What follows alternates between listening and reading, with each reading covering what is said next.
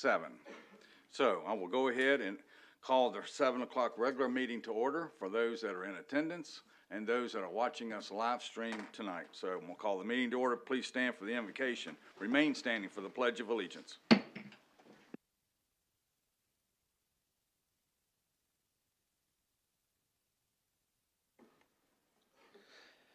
Let's bow.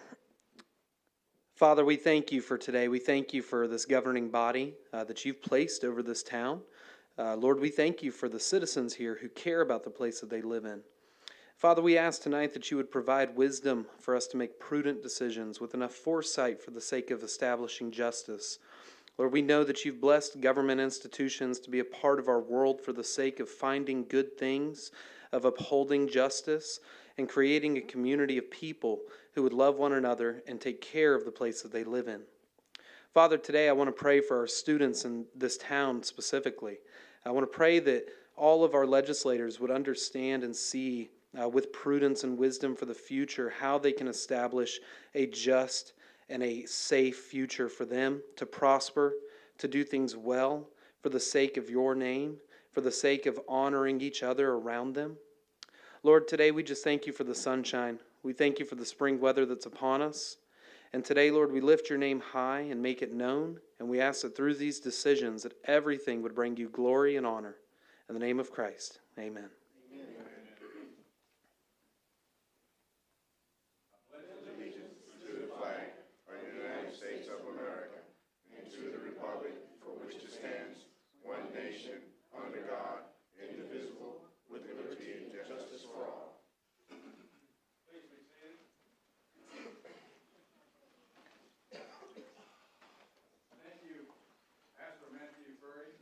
For those words. Thank you very much for coming. Approval of the agenda, additions or deletions. Mayor, I'd like to make a motion that we move number 9, the liaisons update on external committees, until the May 18th meeting. Second. We have a motion to move item number 9, items A, B, C, and D, which is liaisons update on external committee activities, to our regular meeting May 18th. We have a second. All in favor? Seeing none opposed, motion carries. Item 9 is moved.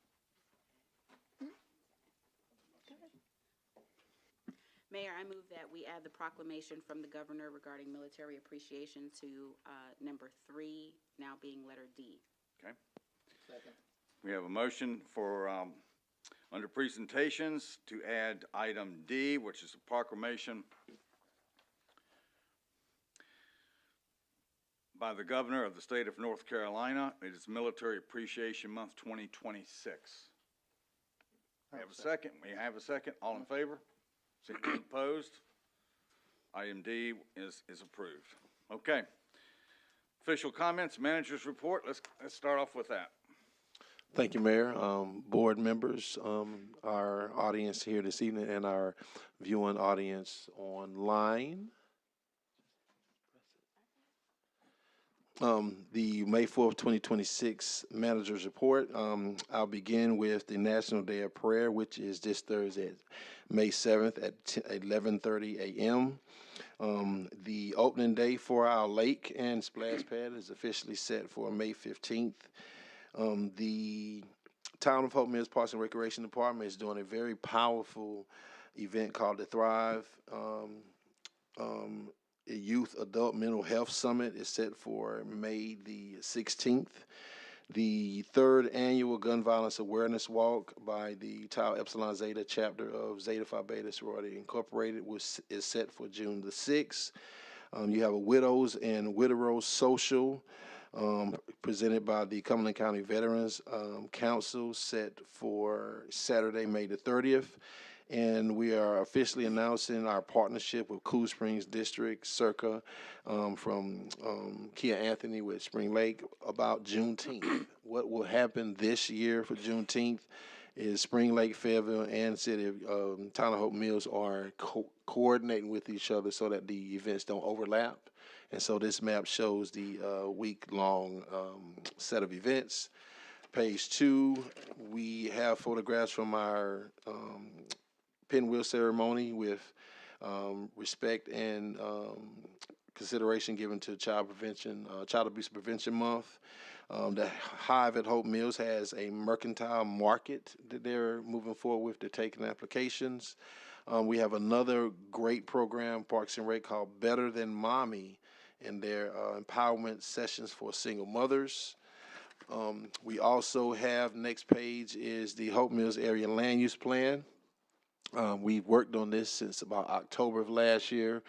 This is the one guiding document that addresses the growth in Hope Mills directly. We are pleased to announce that the draft review will be ready on the website for the Hope Mills Area Land Use Plan on tomorrow. But we are engaging the public yet again. It's been about a 6 to 8 month long public engagement process. Thursday, May 14th from 4 to 7 here at the Rec Center, you will be able to come out and review the draft. It's a pretty thorough, pretty well put together document. I want to commend the Cumberland County Planning and Inspections Department for their assistance. Next page, you have just a list of activities coming from Parks and Rec. Girls Flag Football. If you have any young girls that are interested in that. Big T's is open at the lake every day now from 12 to 8:30. And they have breakfast at the Hive at Hope Mills. That's something that's new for Big T's in terms of their menu as well. Next page, I'm introducing you to the new board of directors for the Chamber of Commerce. Shamblika Locke is the chamber president. Joanne Scarola is the chamber vice president. And the rest of the board is rounded out by Mr. Mike Dees, Anthony Moore, Aaron Harris, Kelly Rodriguez, and Monica Poe. And the last 2 pages will remain updates on NCDOT projects. And that does conclude the manager's report for the May 4th Board of Commissioners meeting. Thank you. Okay. Any questions about the manager's report? If not, I'll start with board comments with Commissioner Hamilton. Thank you, Mayor. I just want to thank everybody for coming out here this evening to our meeting, those that are online watching, and I hope everyone enjoys the meeting. Thank you. Commissioner Mitchell? Thank you, Mr. Mayor. And thank everyone for coming out this evening. If you looked on the board, the town manager mentioned the widows and widows social. That came about several years back. I was at an event, and a lady stood up and spoke, and she said, "I have something to say. My husband passed away in 1976. So mind you now, we're in the 2000s, and no one never reached out to me." Just think for a minute. No one never reached out to me. That struck a chord, struck a nerve. And so and I'm president of CCVC. And I said, you know what, we got to do something about that. We love to say we never leave anyone behind. So, but yet, when our comrades pass away, the ones that serve, we forget about the ones that stayed behind. So that's why we're having a social, and it's open to anyone. They deal with suicides. They deal with the other issues that we deal with sometimes because they live their life through us at times. So we can do better. So please share the word, spread the word, and spread the word because it is open to anyone that wants to come out and meet someone so that they no longer will have that loneliness and be lonely again. Thank you. Commissioner Marley? I'd just like to welcome everyone, but I don't really have anything, Mayor. Okay. Commissioner Trimmel? Good evening and welcome to the meeting. Mayor Pro Tem Hope Page?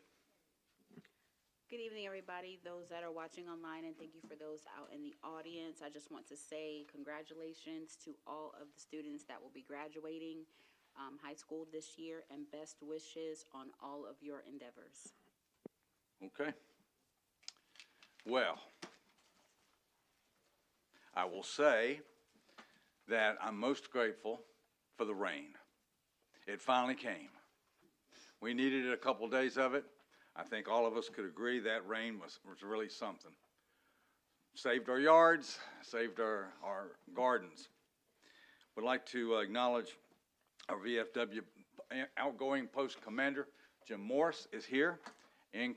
Incoming commander, Bill Green, is here from our VFW post 10630, which several of us are members of.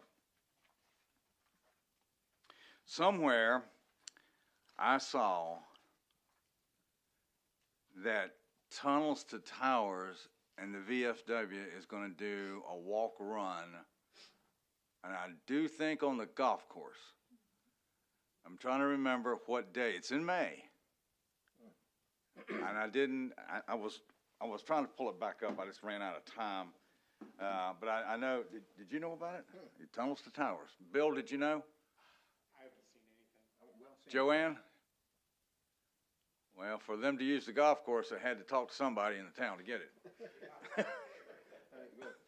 Chief? I think it's a 5K you're talking about. Yeah, it's a 5K.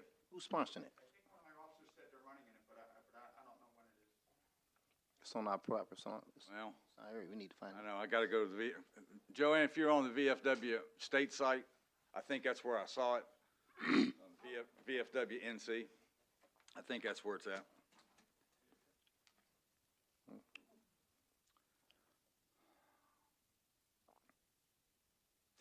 Trying to be calm tonight as much as I can because I know we got an item coming up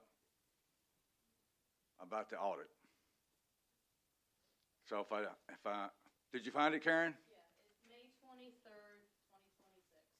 23rd, 2026. May 23rd, and it starts.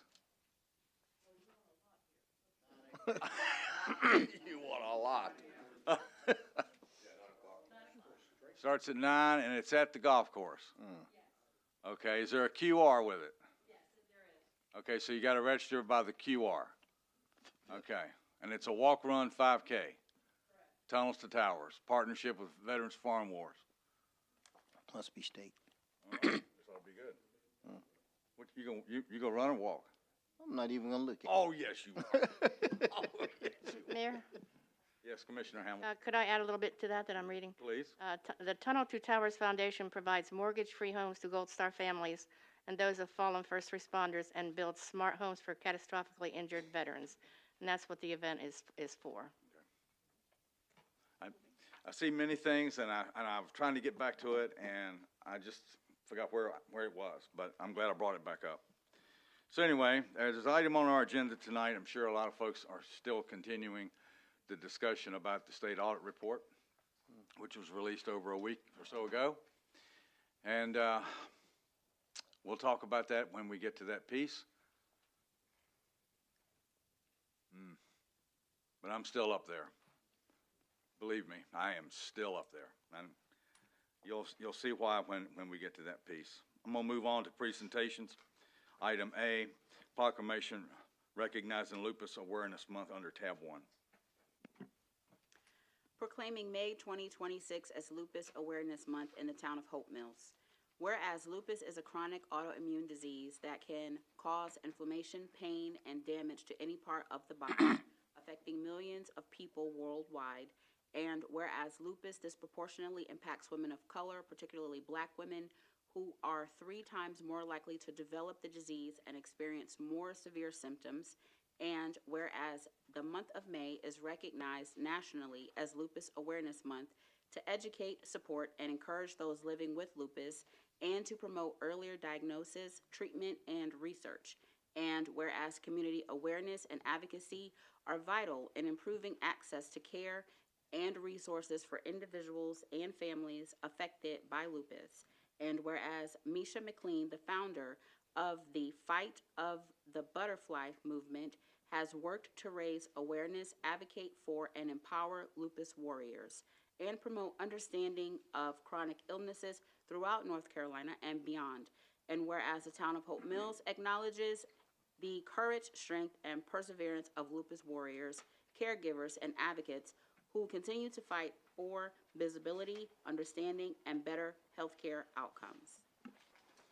Now, therefore, I, Jesse Bellflowers, Mayor of the Town of Hope Mills, proclaims the month of May 2026 as Lupus Awareness Month in the Town of Hope Mills, North Carolina, and on behalf of the Board of Commissioners, encourage all citizens to learn more about lupus, support those impacted, and join the fight of the butterfly movement in efforts to increase awareness and find a cure. In witness thereof, I have hereunto set my hand and caused the seal of the town of Hope Mills to be affixed this 4th day of May 2026. Item B, proclamation recognizing National Police Week under tab 2. Proclamation, National Police Week, May 10th through the 16th, 2026. To recognize National Police Week 2026 and to honor the service and sacrifice of those police officers killed in the line of duty while protecting our communities and safeguarding our democracy. Whereas the Congress and the President of the United States have designated May 15th as Peace Officers Memorial Day and the week in which it falls as Police Week. Whereas the International Association of Chiefs of Police have declared police officer safety and wellness a top priority, and the IACP Center for Officer Safety and Wellness promotes the importance of individual, agency, family, and community safety and wellness awareness. And whereas the members of the Police Department of the Town of Hope Mills play an essential role in safeguarding the rights and freedoms of the citizens of our community, and whereas it is important that all citizens know and understand the problems, duties, and responsibilities of their police department, and that members of our police department recognize their duty to serve the people by safeguarding life and property, by protecting them against violence or disorder, and by protecting the innocent against deception and the weak against oppression or intimidation. And whereas the men and women of the Police Department of the Town of Hope Mills undoubtedly provide a vital public service.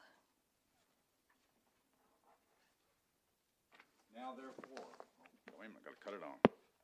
Now therefore, I, Jesse Bellflowers, Mayor of the Town of Hope Mills, call upon all citizens of Hope Mills and upon all patriotic, civil, and educational organizations to observe the week of May 10th through May 16th, 2026 as Police Week, with appropriate ceremonies and observances in which our community may join in commemorating police officers, past and present, who by their faithful and loyal devotion to their responsibilities have rendered a dedicated service to their communities, and in doing so have established for themselves an inevitable and enduring reputation for preserving the rights and security of all citizens. I therefore call upon us, all citizens of the Town of Hope Mills, to observe May 15th, 2026 as Peace Officers Memorial Day, to honor those police officers who, through their courageous deeds, have lost their lives or have become disabled in the performance of duty. In witness whereof I have hereunto set my hand this 4th day of May, 2026. Item C, proclamation recognizing Municipal Clerks Week under tab 3. Proclamation, 5th Annual Professional Municipal Clerk Week from May 3rd to May 9th, 2026. Whereas the office of the Professional Municipal Clerk, a time-honored and vital part of local government, exists throughout the world, and whereas the office of the Professional Municipal Clerk is the oldest among public servants and is one of few statutory obligated positions any incorporated municipality must have, and whereas the office of the Professional Municipal Clerk provides a professional link between the citizens, the local governing bodies, and agencies of government at other levels, and whereas the Professional Municipal Clerk serves as the information center on functions of local government and community, and whereas the professional municipal clerks continually strive to improve the administration of the affairs of the office of the Professional Municipal Clerk through participation in education programs, seminars, workshops, and the annual meeting of their state, provincial, county, and international professional organizations. And whereas it is most appropriate that we recognize the accomplishments of the office of the Professional Municipal Clerk.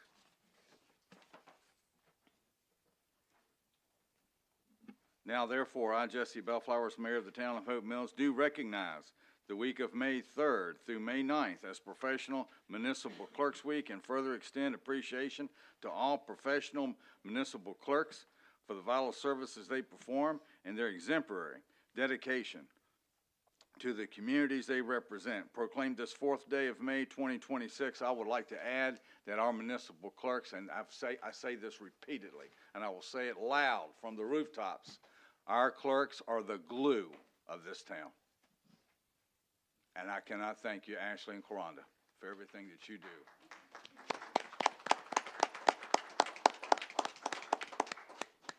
I mean that. I truly mean that.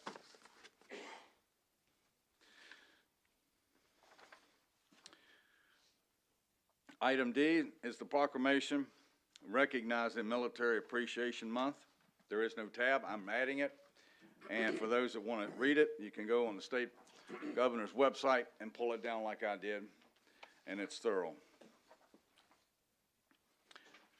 As a veteran myself, and as a past state commander for the Veterans of Foreign Wars for the Department of North Carolina, which I served, I would like to read the proclamation from the state of North Carolina, Josh Stein, Governor.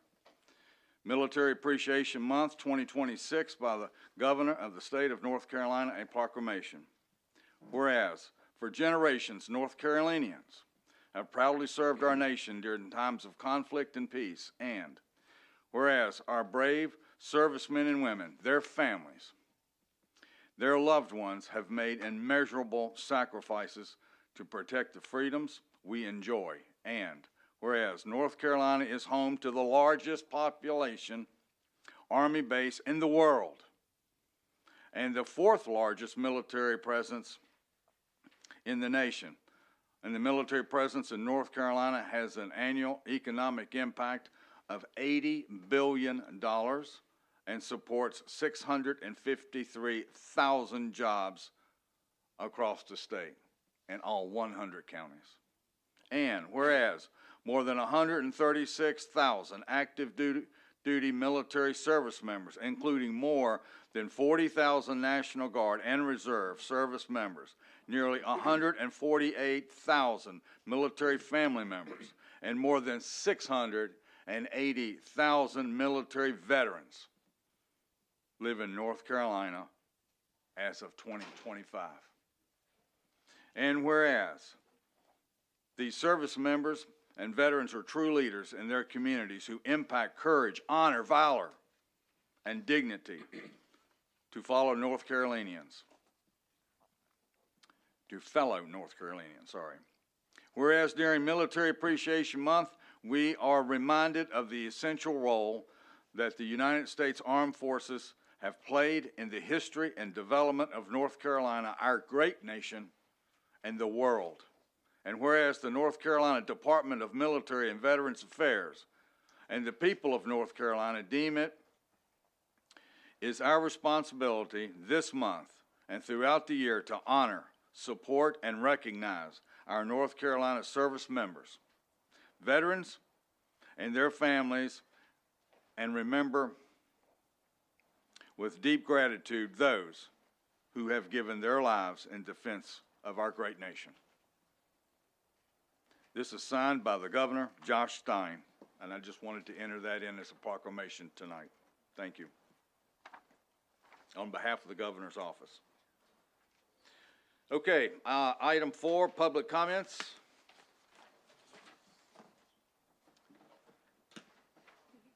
And also, can you just announce and see if somebody's here for this one? Is there someone here to accept the Lupus Awareness Month proclamation? I forgot.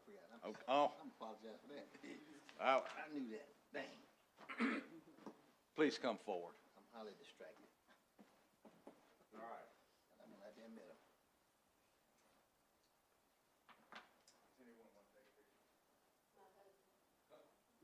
Come on up. If you want to take pictures, come right on up and get them. We'll do them right here in front. I saw you guys sitting over there. It was like, I think, but I don't know. Did you want to take pictures together?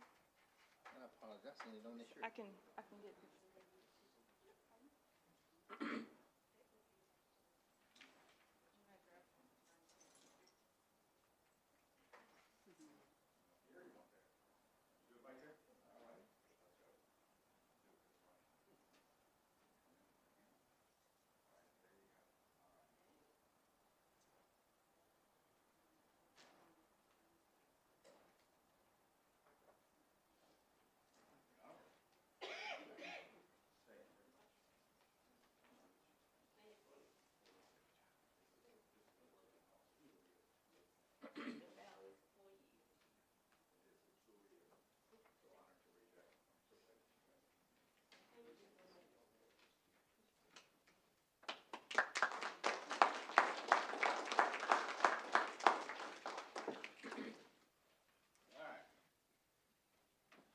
See?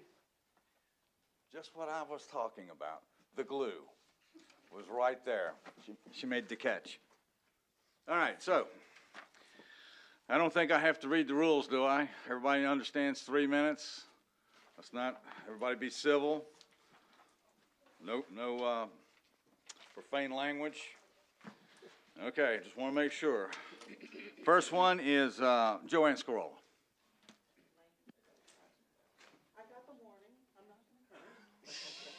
I didn't say it for you. It was Peanut Gallery in the rear, sorry. Joanne Scarola, 5429 Archer Road, Hope Mills. So I have it on ChatGPT and I have it by 3 minutes, so let's keep it there. All right. So the Hope Mills Chamber of Commerce is currently in the process of moving into the VFW post 10630. We don't have our location completely set up. So I'm going to be the incoming senior vice of the VFW. Then I'm also the vice president of the Hope Mills Chamber. I have keys to the chamber and to the VFW post for access. On April 14th, I was meeting with the chamber president and several other new board members. We have representatives from PWC, Habitat for Humanity.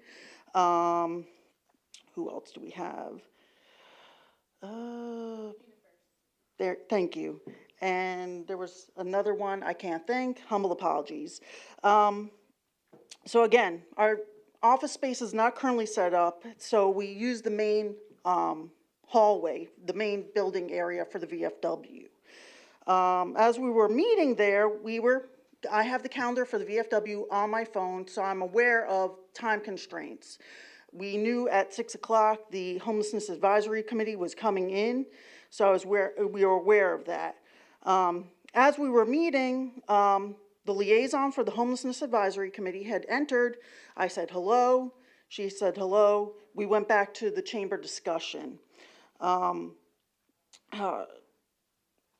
I finished my discussion with the chamber, I realized that the liaison was no longer present.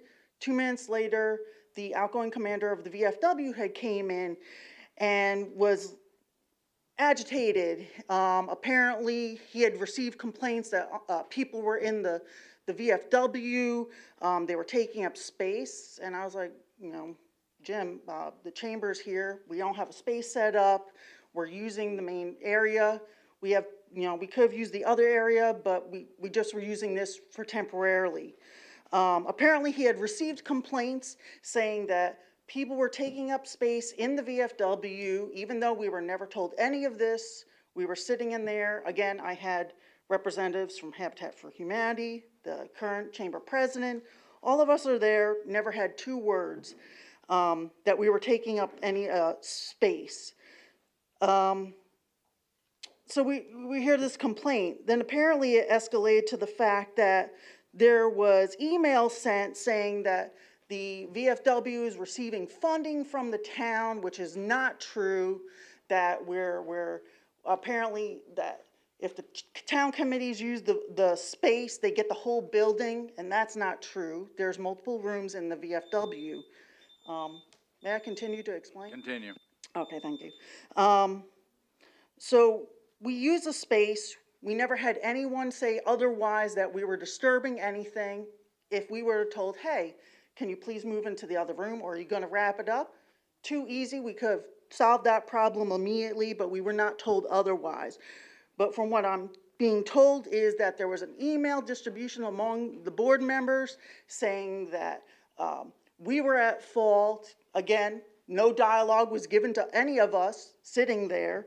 So we felt very disrespected and slighted that we're trying to collaborate with different entities. Obviously, the chamber's collaborating with the VFW. With all our board members, we have the ability to collaborate with a bunch of different entities to assist in any way possible, and we're not getting this dialogue, but we're being told that we're the ones that are being disrespectful when half this dialogue is going on behind the scenes and we're not even tracking this. So, to demand an apology from the VFW for something that, for what, I don't know why. Again, I have keys to the building. I'm the chamber vice president and the incoming senior vice president. No dialogue was given to me, but complaints apparently are abound that not tracking. And it's just a little concerning when I have people that have no idea about the town politics, essentially the chamber board, the incoming chamber board, the new members, and to see how some personnel react and the attitude we were given when they're like, we're just here to try to collaborate. We don't know what's going on, but we have nothing to do with this. And it was very, very disheartening. It's hard to be collaborating when you're getting talked down to or bashed. So what turned into a simple scheduling overlap that could have been simply fixed with a, hey, are you gonna be done? Got completely blown out of proportion. Also, I heard from a small business that a commissioner had addressed this small business, alluding to the fact that they are getting some sort of kickback from the town. So I would request that Commissioner Cynthia Hamilton not be allowed to go to any or more of our ribbon cuttings, because we don't need to bash our small businesses when they bring a great asset to our town. So I think that's all I got. Thank you very much. Next, Nora Armstrong. Mayor, may I comment? No. Okay.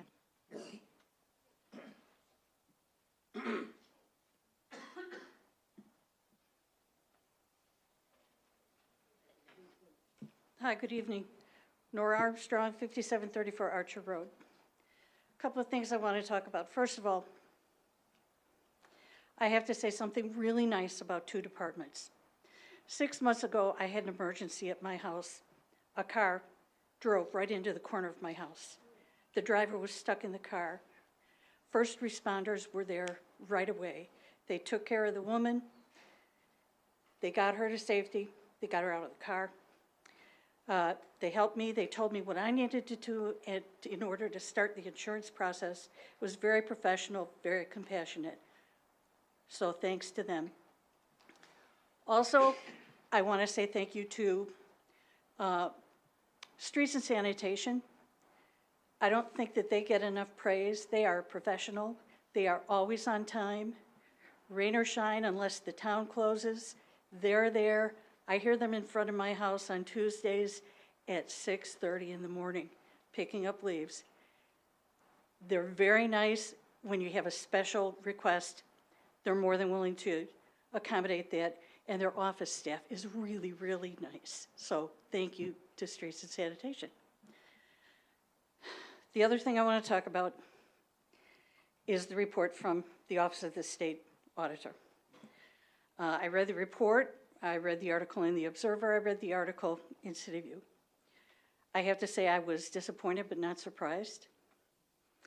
A lot of residents are angry about what's in there, about what they learned, about what they suspected that was confirmed for them, unfortunately.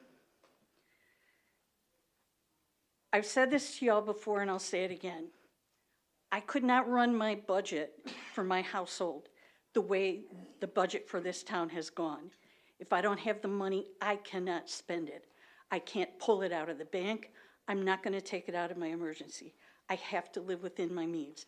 The town has to live within its means. The other point that I want to make, President Kennedy once said, "Success has 1,000 fathers. Failure is an orphan."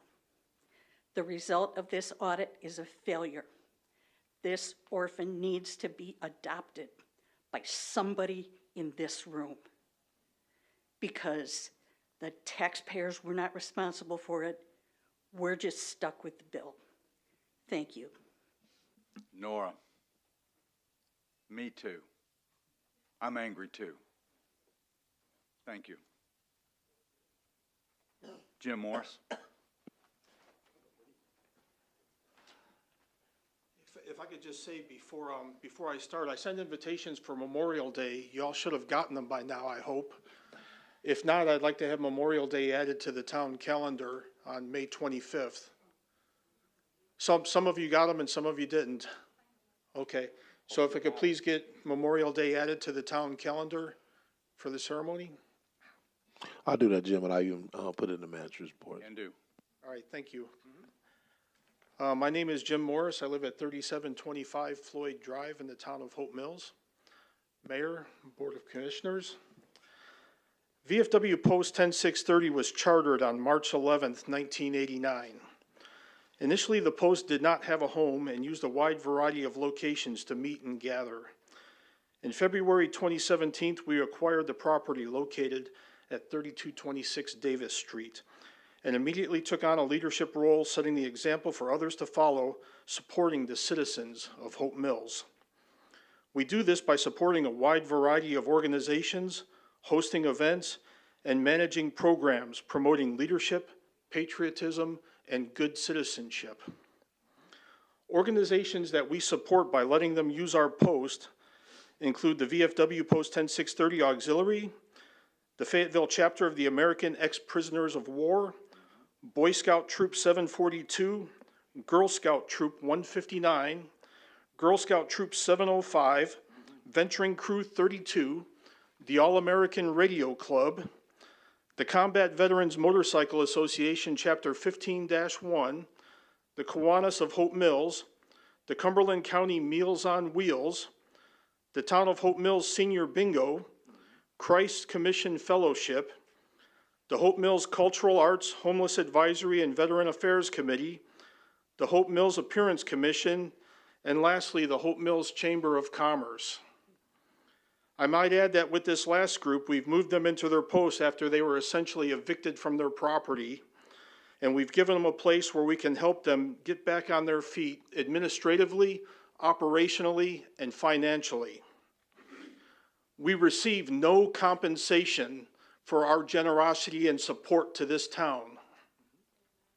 And frankly, the donations that we receive are not enough to keep our utilities on, and there's several of us that are $1,000, $2,000, $3,000 a year out of our pockets trying to keep that post running. Over the last 3 years, there's 3 of us that have been doing all of this because we believe it's important to the community, and we're getting little or no support from the town, the local businesses, or the citizens of the Hope Mills.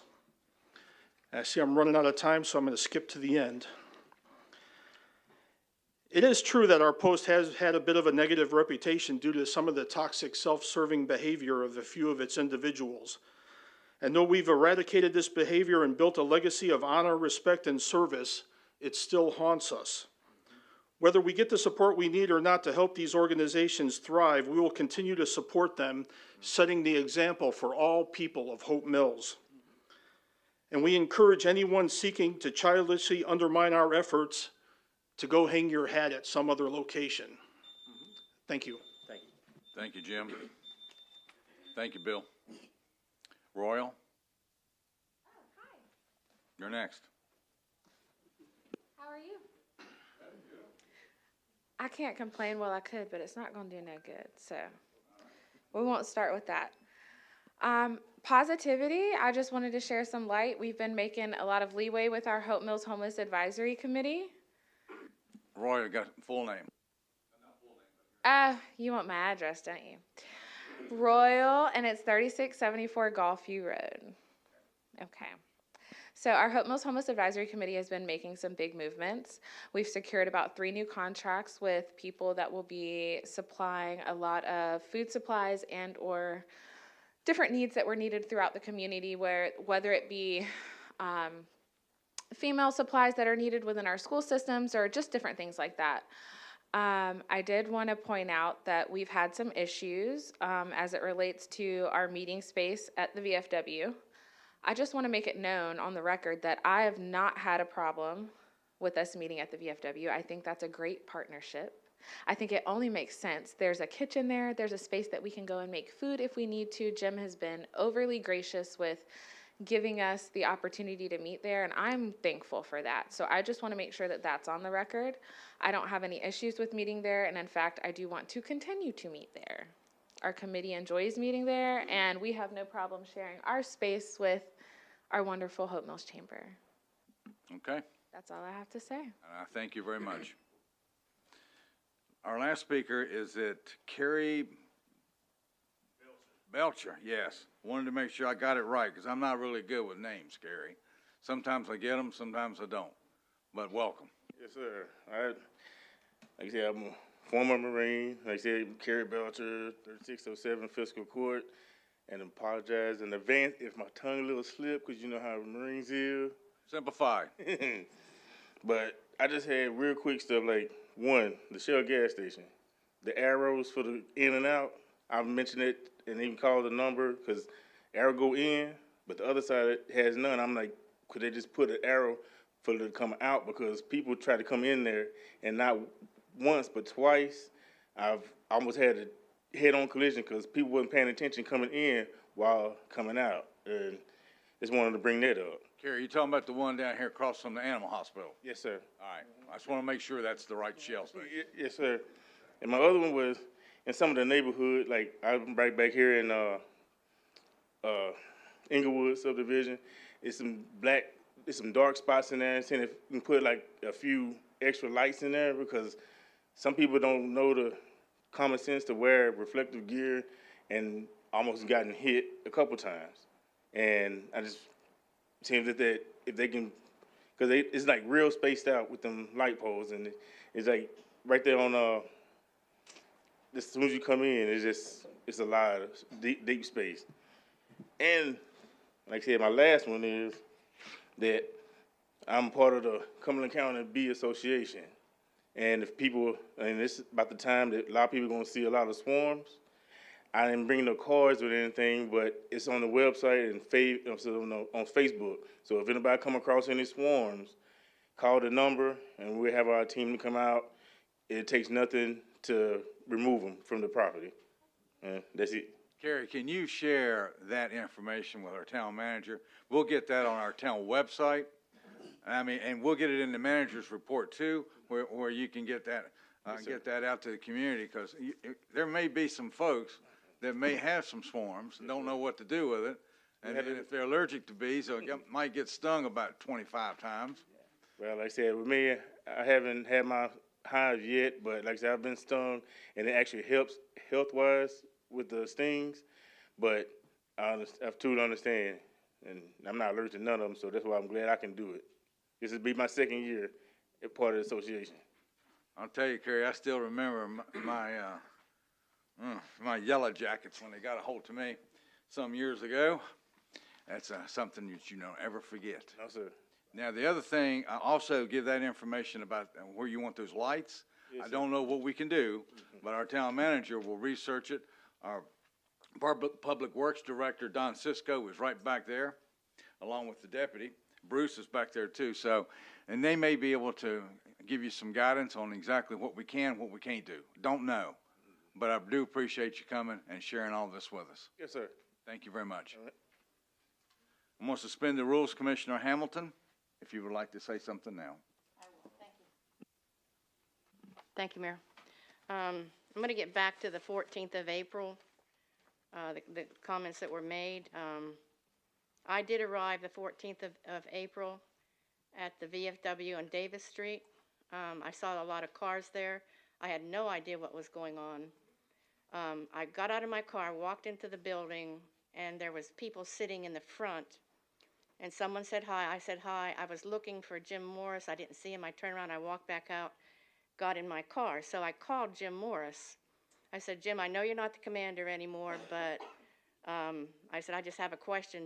Does the people there know that we're having a meeting there tonight? The response that I got was very rude. It's only 20 to 6. What's your problem? So he said, did you go in the building? I said, yes. He said, did you talk to the people? I said, no, I'm not going to interrupt their meeting. I turned around, I walked back out, got in my car. Now I'm being called childish because I was sitting in my car in the parking lot. So some new people that actually weren't members, they were volunteers, they arrived to the meeting. So I got out to talk to them, and pretty soon the people that were in the meeting in the VFW came walking out and left. So we went in, had our meeting. Chief Dollinger was there because we required the police to be there now for some instances that happened. And I discussed this with him later after what had happened at the VFW. So the meeting ended, I went home. I was standing outside talking to Chief Dollinger by my car, and Miss Scarola and I don't know who was with her were the last ones out of the building. So she pulled her Jeep about two car lengths down from where I was. I finally got in my car and I left. So I'm at home. I get a call saying, "You're not going to believe this, but I just got a text from the town manager that there was a complaint made against you by the chamber." I'm going, "Well, what for? What did I do?" And later on, I met with that person. I saw the text. The text said, "We made a deal with the VFW to pay them to use the VFW because they have multiple rooms for meetings." I had no idea what kind of deal was made. I saw the word pay. I made sure that that person that showed me the text said that, yes, it said pay. So now my thoughts are, why are we paying the VFW when we have all these rooms in town hall within our town to have meetings? That's when I went to Chief Dollinger and asked him if we could use the EOC. He said we could. The email that I got was disrespectful. I never mentioned they were taking up the whole space. Nobody was disrespectful. I had no conversations with anybody other than Jim Morris. I never asked for an apology from anybody. Nobody was ever talked down to or bashed. And there was nothing ever said about a kickback from the town. The information that I got was that the town was paying the VFW to hold meetings there because they had multiple rooms. That's the information that I saw in a text. And then I get the nasty emails, and I'm not going to get into that. But turned out it wasn't a complaint by the chamber, as was originally said to me. I have all the screenshots, every one of them. You can shake your head if you want to, but this is exactly what happened that evening. If there was a miscommunication, I don't know. I did nothing wrong. I sat in my car. I waited for these people to come to the meeting. And I thought it was the end of it. And that is why I want to change the meeting to the EOC, because I'm not going to, you don't have a choice. I'm not going to. Go ahead and finish up. Okay, I'm not going to put up with that kind of disrespect from anybody. And it's in the best interest of the town for this committee to move to the EOC where there's no interference. Okay. Thank you very much, Commissioner Hamilton. I will say this about the VFW post. On that wall in the very back, the very first mayor on the bottom row is Mayor Edwin Deaver. There is a plaque in our VFW post, and I say ours because it is. When we purchased the VFW, when the VFW purchased that building, we dedicated that plaque to Edwin Deaver, who believed in partnerships in this town. We are one. And it would serve as an anchor for committees, businesses, and nonprofits. That was the vision then. It's the vision still now. I know I can say that because I was part of it. So when I see partnerships like the Chamber of Commerce, which I served on that board of directors not once but twice, for them to have an opportunity to reorganize. And to do that, they were evicted out of their building, so they needed an opportunity to reorganize as a nonprofit. We have a nonprofit helping another nonprofit. That's the partnership strength.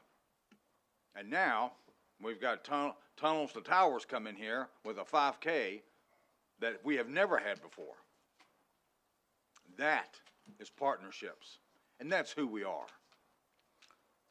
So I just kind of wanted to remind everyone about a little bit of history about that post, Mr. Mayor, that building, and how we acquired it. Mr. Mayor, can I say something? Yes, Commissioner A couple of things. Number one, just as the mayor said, we did an agreement with this town in that letter to allow this town to have space if they ever needed it, with proper coordination, and that was done. We also make it our business to make sure anyone and everyone comes to that building down there is welcome. And if there's anything that we can do to accommodate them, we go above and beyond, and we try to make it right. And last, not one of us up here serves as leaders on those committees have the authority to move any meeting. If there's a problem, we need to collectively bring it back to the board, and we talk about it informatively in a manner in which we can come to an agreement or a conclusion. Now, when you have all those organizations, I'm gonna throw a number out there, say 15. And out of 15 organizations or groups that meet there, only one individual has a problem. That is a problem. And I don't care. No one said we can't look back. We move forward. We figure out what we need to do to fix it, and we fix it. One of my old presidents said, I love what he's saying, we either lead, follow, or we get out the way. But the bottom line, we cannot hinder progress because this town has enough of negativity in it already without lying. Something of this nature to drag us down and cause us to hit a quagmire of not making any positive strides and positive steps. That's all I have to say. Thank you. Anything else? I have an issue, Mayor. I think this all could have all been avoided if there would have been some communication. I felt it was in my best interest to not interrupt the meeting, to be professional and not interrupt the meeting they were having. I had no idea what the deal was, and I am going to make a motion later on for this committee to move our meetings to the EOC. Okay, Commissioner Hamilton. Mayor, if I can chime in. 1 minute, that's under discussion 6, item D. Chancellor. As the manager, there was a court request that came in for the utilization of the EOC. Our town clerk has made it very clear several times that the EOC room is not available. We looked further and checked with the rec center. It is not available. The reason why we're using the VFW, and I want to commend Mr. Morris for working with the town, is because we don't have available space. We do not. That's the main reason why all the committees moved. I sent a correspondence, one, to verify once and for all that we are not paying the VFW. I made that very clear a while ago. 2, I pointed out when the board unanimously approved the meeting schedule for this entire year for all committees, where it was mentioned and voted on unanimously that the meetings will be held at the VFW. So I do not think it's kosher to put our staff in a position where they're being told that the EOC is going to be made available, and they are telling us it is not. That is a training facility. And if my chief, all of my chiefs in that building is saying that they do not have available space perpetually every month for that room, I'm just putting that on record. That has been looked into several times by a clerk, and it has been conveyed out to by a clerk several times that room is not available for utilization. Thank you. Chancellor, when we're talking about rooms, are all the other committees, they're good in the locations that they're meeting in? I have been told that, at least from one committee, that they're fine with the VFW. I have been told, we have been told today by the chair of the Homeless Advisory Committee that she's okay with the VFW. And so I haven't heard from any committee at all that they are having any issues with the available spaces they're in. I think there was 2 committees. Parks and Rec Committee is actually at Parks and Rec. They've always been there. And HPC elected to still stay at the chapel. If you recall, when we put the pews back in the chapel, it removed about 5 tables that were utilized for space. And so most of the committee said that it was difficult for them to meet in pews, which is where the request to utilize the VFW came from. Thank you. Okay. Mayor? You want to respond, Commissioner Hamilton, you want to respond now, or Yes, would I you do. rather wait until we get to the Just actual in item? a second, Okay. if you don't mind.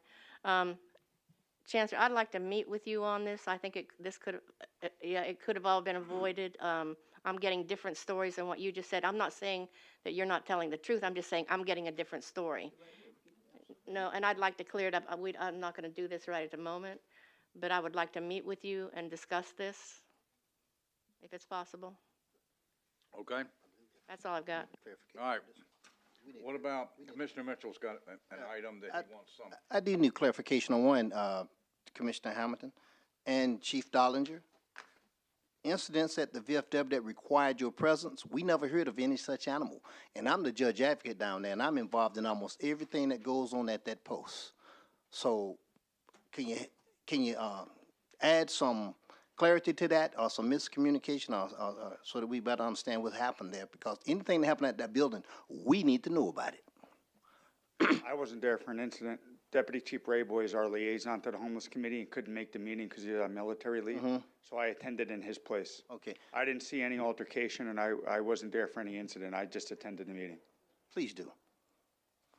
We had a gentleman in one of our meetings, and we were kind of leery of him to begin with. He, he has done everything but build the VFW building. He claimed to have a lot of construction experience, did a lot of things for the homeless, built all these different things. And when I left that evening, he said, "Remember, I'm going to give you 7 acres." We didn't know this guy, so I got a phone call from this man, and he said, and he said, Isolated. There was an email previous to that meeting, but I wasn't there at that meeting for that. I was only yeah, taking the place of Deputy Chief but Rayboy. he called me at home and said that the groundwork was laid and the town needed to pay him $6,000. So now I understand what that. And I'm like, well, you don't work for the town, you're not a contractor, so that's what happened. And I didn't feel that he called me the next day as well, so I felt it was harassment. We didn't know if he was going to show up or not, so we required the police to be there. For the record, I'd like to say any one of us that has a key to let you in out the building will be there to ride oversight without disturbing our police officers so they can focus on their job. And we will be there because that's what we are there for, to make sure y'all are secure and sound. And I believe that we're capable of handling any situation that comes up. I understand, but if I feel we need the police there, then that's what I'll do. Thank you. Ooh, excuse me. That's all right. Moving on, item 5, consent agenda. Item A and B, do we have a motion to approve consent agenda as presented? I make the motion. We have a motion, we have a second? Second. All in favor? Seeing none opposed, consent agenda items A and B are both approved. Moving on, that is the end of the consent agenda. We're into discussion. I don't have to. Oh, no, that's public hearing.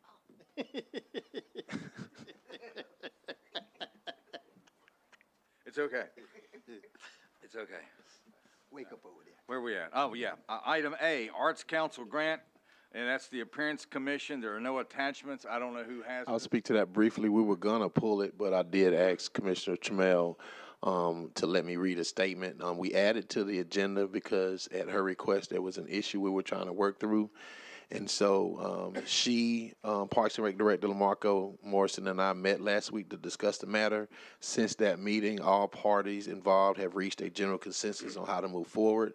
I've also informed the Appearance Committee that I'm willing to assist them in the future should they choose to pursue any other grant opportunities through the Arts Council. And so I will say that because we all came together, I think we met individually. They discussed it at the Parks and Rec Committee meeting, and we all kind of came to a general consensus on how to move forward. So I just wanted to put that in the record that we did resolve the issue. Thank you, sir. Okay. Mr. Mayor, I'd like to say something. I want to commend Commissioner Trammell and your group for handling this in the way that which y'all did, and thank you so very much for the positive and effective communication to get this issue resolved. Way to move forward. Okay. Item B, Charter Day celebration, no attachment. That's me again. There was just the nexus of it. The appearance committee and no, HBC and Cultural Arts Committee came to us late February, early March, and requested our assistance with Charter Day. The issue at the hand is that they didn't think they could hit the mark to do it in March, and so we've met twice. We formed a committee of both committees as well as staff, and we've met as recently as about last week to discuss. We moved to do the celebration this year in conjunction with the 4th of July.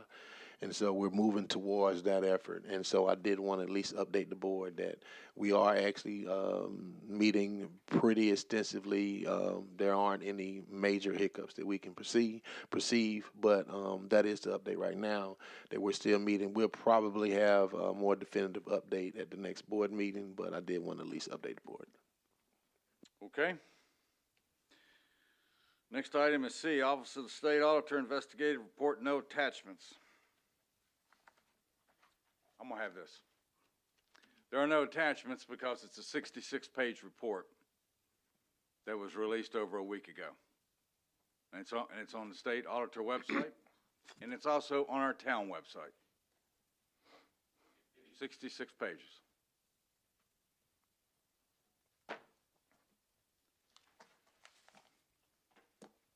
With 66 pages comes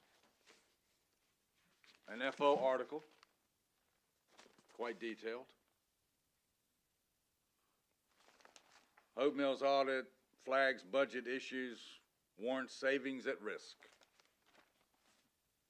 I'm a little testy because I need to be, because I'm angry too. So we got a new one today from City View. Hope Mills audit uncovers deep financial mismanagement. Investigators say the town drained our reserves, skirted budget ordinances, and approved raises without required documentation, problems that could exhaust cash by 2028. Right here.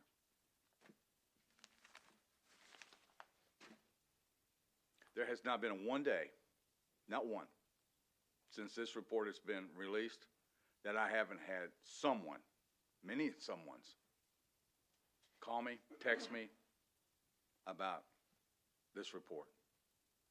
How did we get here? Transparency. Are we going to fix it? How are we going to go forward?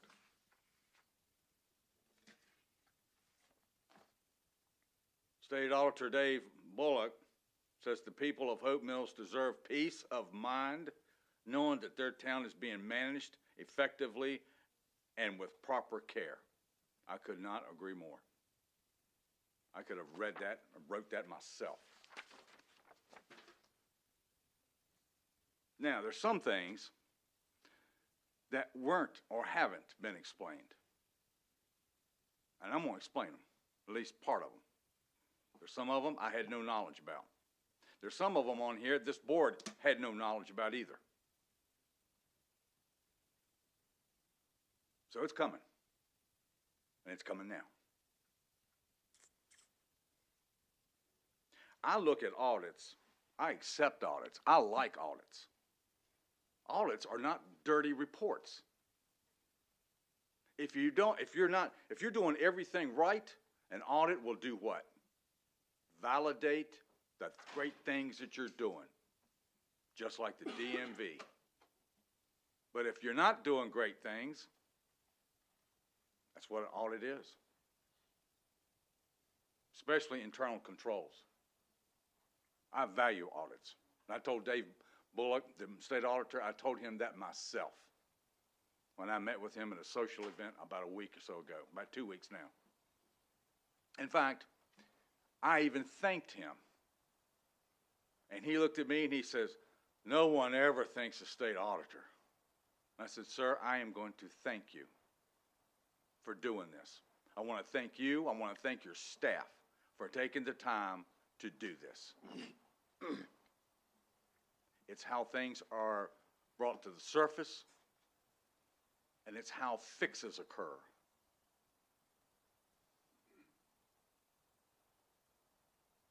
I wasn't asked by the state auditor office to discuss several of the things that I am noted in this audit. I was never contacted, not at all. Not at all. This board wasn't contacted either about before the confidential draft was delivered. This board was not contacted at all about anything that was put in it. Nothing. We had a very challenging year 2 years ago. If you look at the history of our financial management, we have been sound year after year after year. Until we got to an issue with providing safety to our children, parents, school teachers, and staff of the Hope Mills schools. It's plain and simple. We took on that mission to provide safety for our schools. $500,000 just didn't go in somebody's pocket or some department. It went to take care of startup costs that was unfunded in the budget because we had no knowledge about it. And Chancellor, you can stop me if I get way off now. You know how I am. I shoot it from the hip. Yeah, I shoot from the hip with it. The safety of our schools was paramount. We didn't budget because we didn't have it in the budget because we didn't know we were going to do it. So it wasn't like we went into, where is it? It wasn't like we went in there to drain the town reserves. Well, you know what? What's the price tag on the safety of our schools? And for 2 years, and I just talked to the superintendent Friday, Eric Bracey, Dr. Eric Bracey. I just talked to him Friday. We are providing exemplary service to our schools. And the teachers, the kids, the parents, the staff, you know it, Chief, I don't have to tell you, thank us every day for the community policing. If the state auditor had asked me, if someone had asked me, if someone at all had asked me, I would have said that. The former board made a decision to take care of our schools. It was the right decision then. It's the right one now. I apologize if I get up there sometimes. My daughter knows. My granddaughter knows a little of it. I'm an old soldier. So that was $500,000 in startup cost. We had to get a bunch of cars. We thought we were going to get reimbursed for cars. It came back, no, we didn't. But nonetheless, what we had to do was we had a very short window between June and August to get this SRO program working.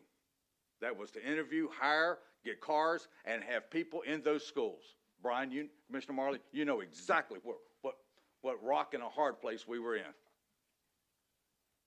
We knew we didn't have it in the budget. It would have to come out of the general fund. We knew it.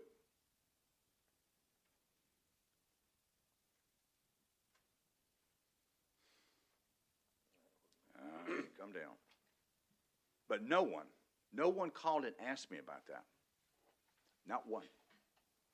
Now, I could have looked at the state auditor and said, dude, why don't you pick up the phone and call me? Because I could have explained every bit of this.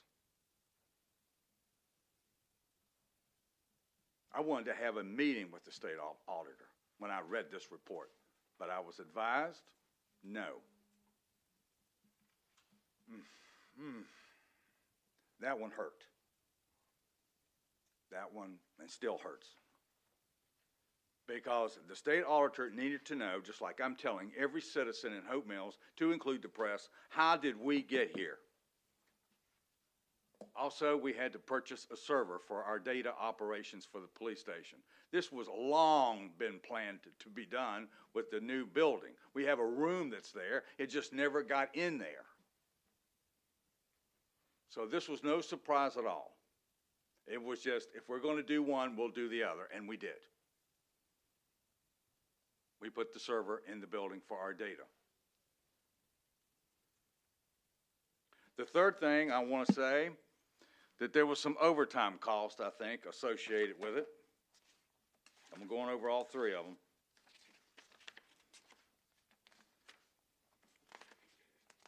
Just work with me.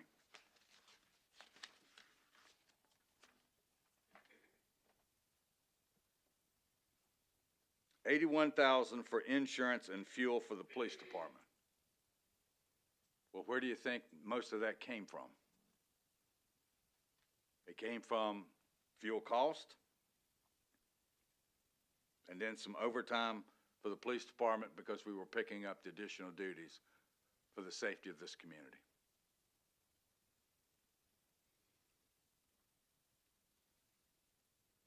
So there was no embezzlement. I guess you could call it mismanagement if you want to. There's no malice. It was hard, difficult decisions to spend $1.2 million out of the general reserve that was not in the budget beginning 1 July. We could have said no. We could have. We really could have. But the safety of our community is what's paramount. It's our charter. It's my North Star. Not only mine, but this board. The safety and welfare of this community is our North Star. We didn't hide anything.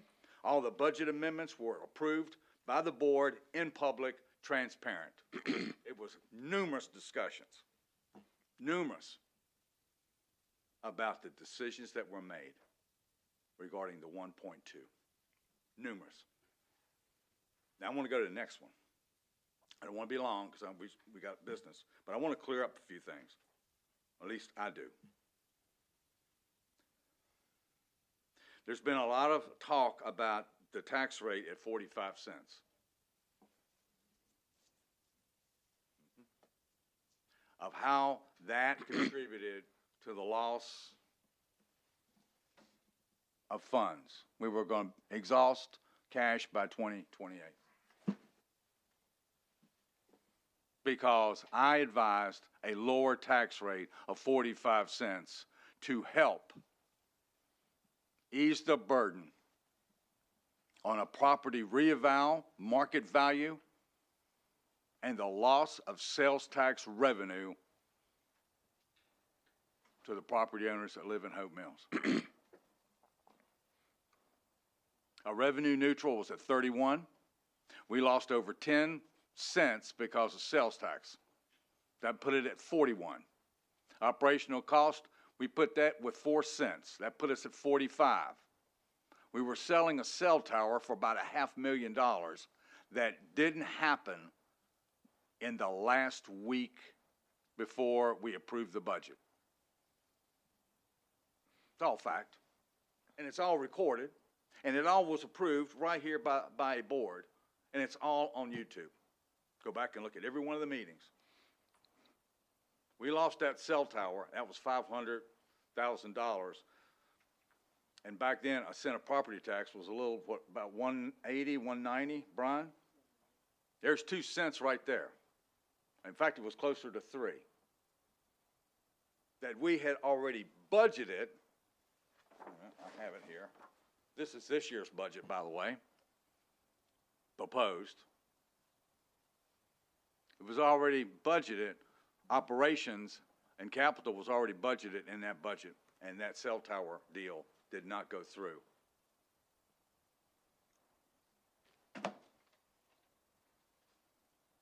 If it had gone through, we'd have been much lower.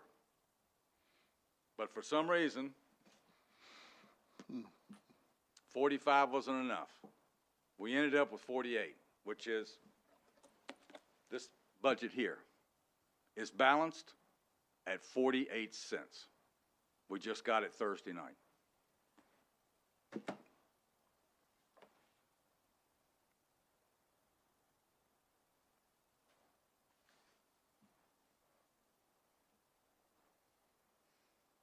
Did we have internal controls? Yep, we did. We surely did. We were working on outdated policies, and we fully accept that, fully. Outdated policies. Some of these policies I had never seen myself since I was either on the Board of Commissioners or sitting in this seat as mayor. Yep, did the auditor find them? You better believe it. Were they ever approved by a board? No, they weren't. That's fact. Brian's been on this board longer than I have. We didn't know that they weren't approved by a former board at all. We had no knowledge at all that all of these policies were not approved. And we knew that they needed updating, yes. Policies do, because they're working documents. Just like the United States Constitution is a working document. Every document in a town policy is a working document. We knew they had to be fixed. We knew that. No doubt, no question about that.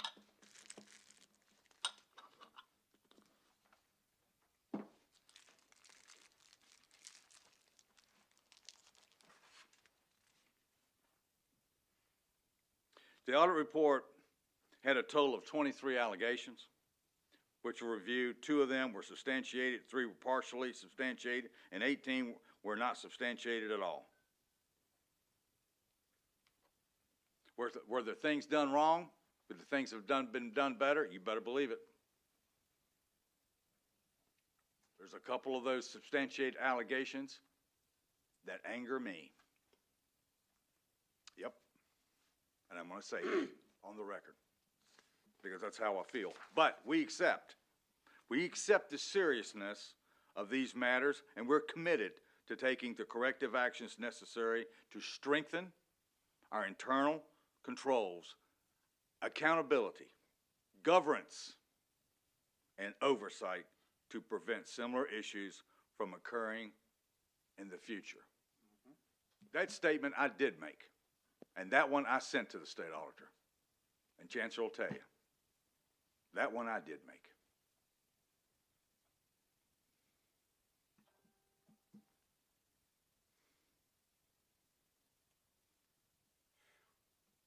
So,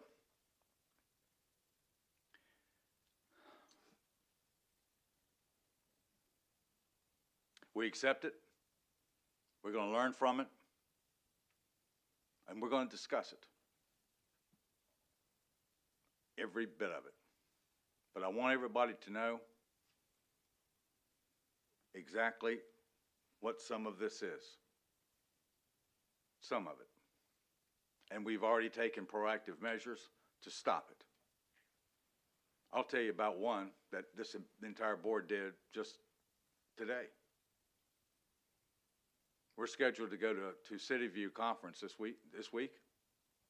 I'm going to go, but I'll pay for it myself. I gave my expense check and travel back to the clerk. I know Mayor Pro Tem did. I know Commissioner Hamilton did.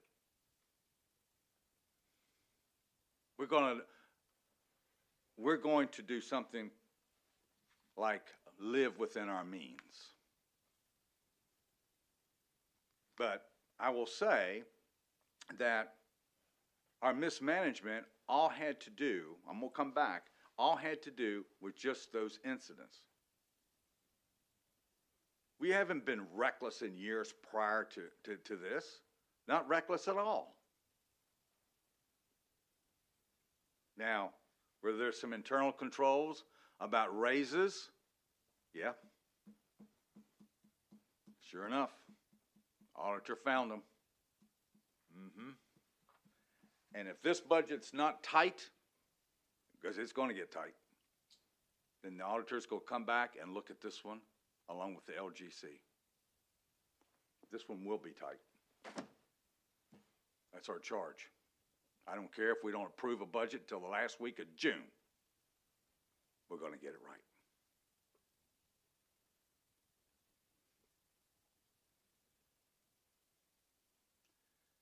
Chancellor, would you like to talk about the raises?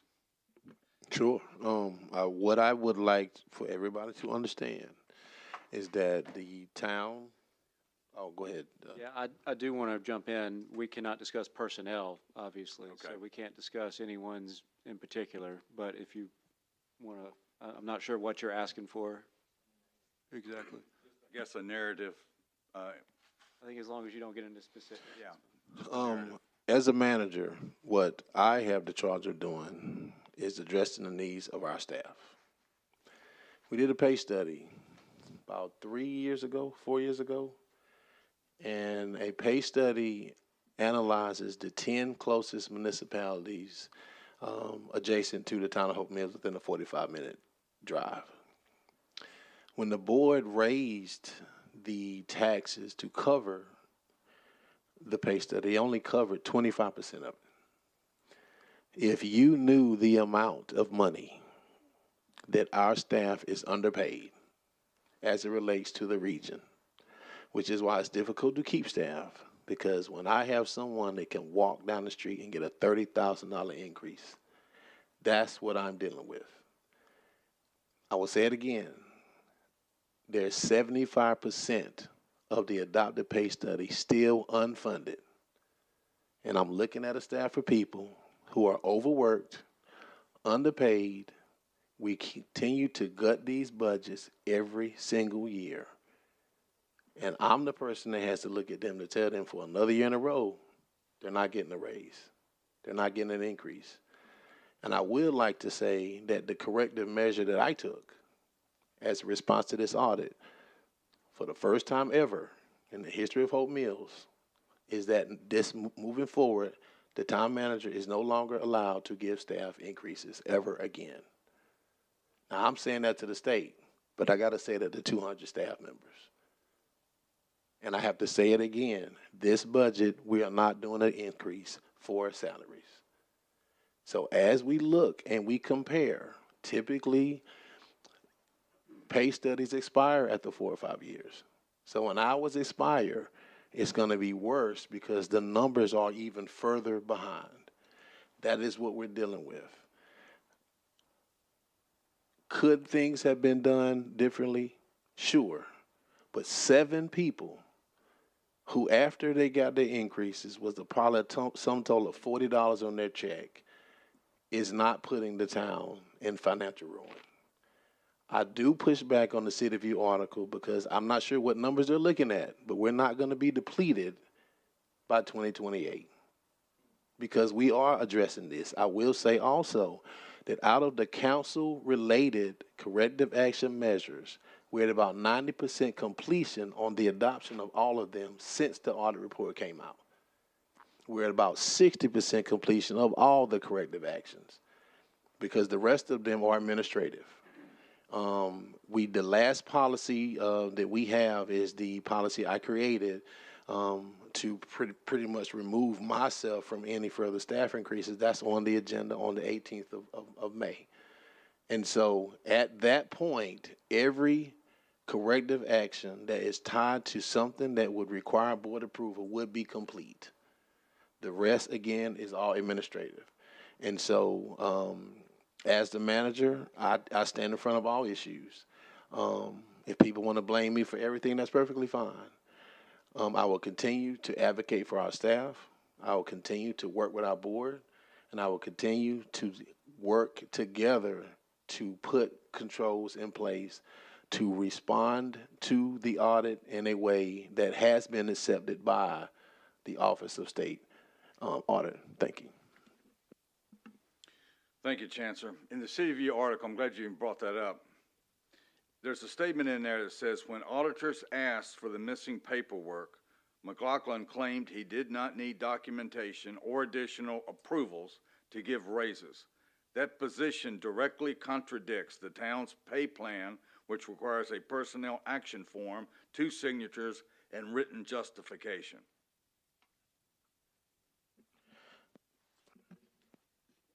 I'll say, I think that is an internal document that I believe Chancellor is the one who came up with that requirement. I'll add to that.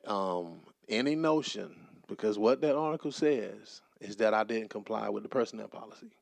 It is impossible for the personnel policy to have a document in it called a personnel action form with 2 required signatures, because I created it 3 years ago based on what I saw when I became manager. Because nobody wants to talk about the last 4 managers' increases in salaries. I'm the person that came in and put the controls together. But for me to hear that there is a personnel policy violation for a document I created 3 years ago and a personnel policy that hadn't been updated in 15 years, I don't know what they're talking about. I have done the increases based on the controls that have been in place for decades from previous managers. I will say again, the amounts are being grossly exaggerated.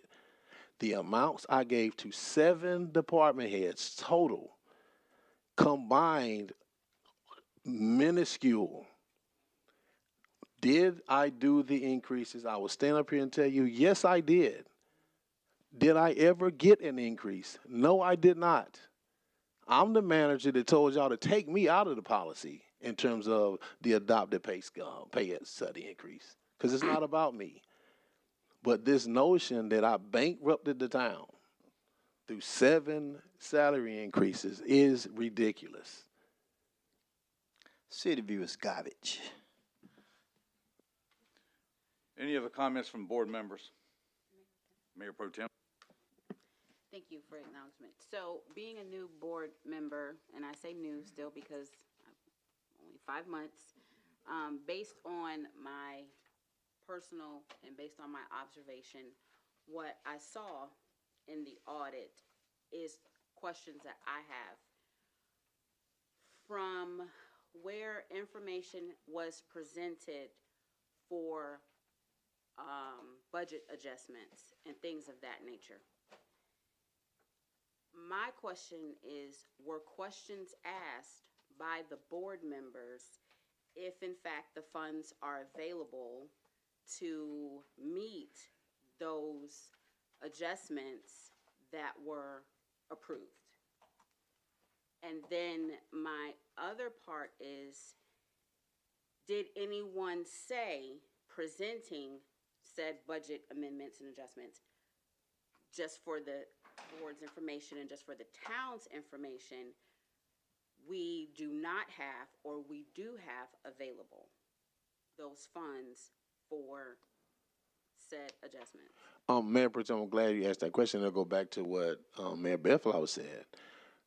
When we talk about the 1.2, 1.5, those are budget amendments that are tied to expenses we couldn't budget for because we didn't know at the time. And I will say, people are asking, where did all that money go? Public safety. That money went to a server. That money went to cars. That money went to SROs. That money went to a organization we had to hire to transfer data.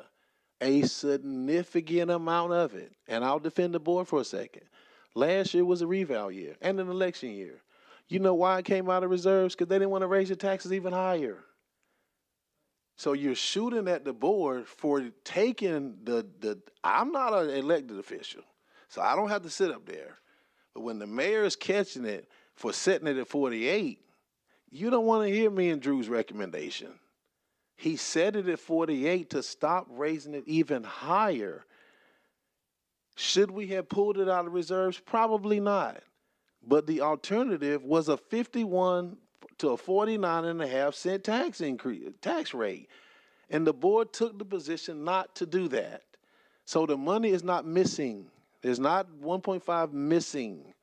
It was utilized through budget amendments for expenses we did not know about at the time that we had to pay for.